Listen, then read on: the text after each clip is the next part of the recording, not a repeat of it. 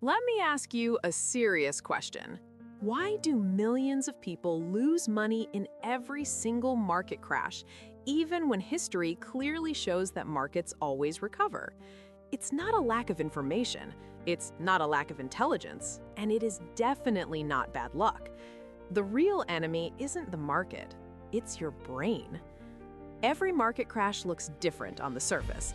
The dot-com bubble, the 2008 financial crisis, the pandemic crash, different years, different headlines. But psychologically, they are identical.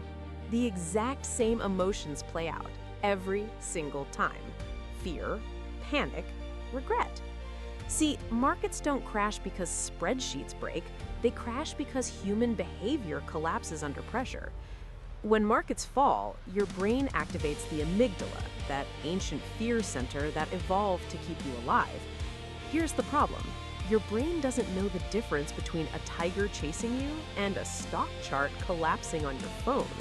To your nervous system, both are life-threatening danger.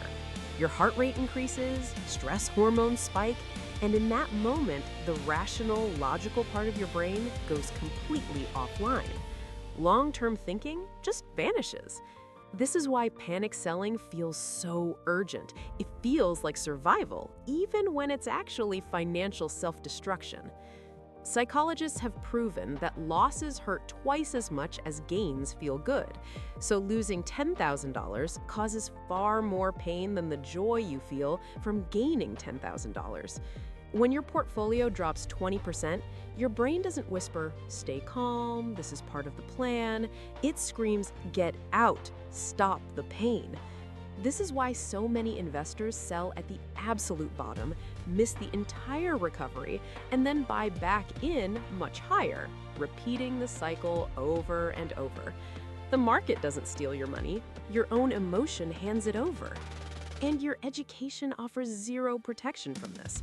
Doctors panic, engineers panic, CEOs panic, because fear is biological, not intellectual. In a crash, even the smartest people you know start checking prices obsessively, searching for anything that confirms their deepest fears. They aren't looking for truth, they're looking for emotional relief. This is why emotional control beats IQ in investing every single time. The market doesn't reward raw intelligence, it rewards discipline. Now, here's the uncomfortable part. While retail investors are panic selling, institutions are buying calmly.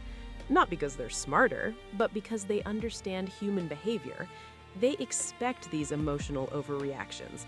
They know that widespread fear creates massive discounts. They don't see crashes as disasters, they see them as pricing errors caused by mass emotion. The brutal truth is that market crashes are not tragedies, they are transfers of wealth, from the emotional to the disciplined. So how do you escape the trap? You don't eliminate fear, you can't. Instead, you build systems that ignore it.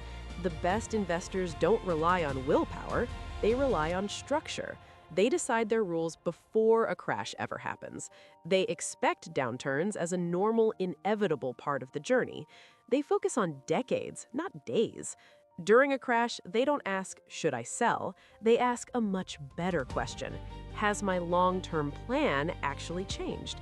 And almost always, the answer is no. The market is not your enemy. Volatility is not your enemy.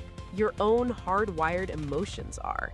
Once you understand that fear is predictable, that your panic is a biological reflex, you can stop reacting and start positioning. When others sell in a panic, you remain disciplined. And suddenly, market crashes stop being disasters, they become opportunities. That is how real wealth is built, quietly, patiently, and psychologically.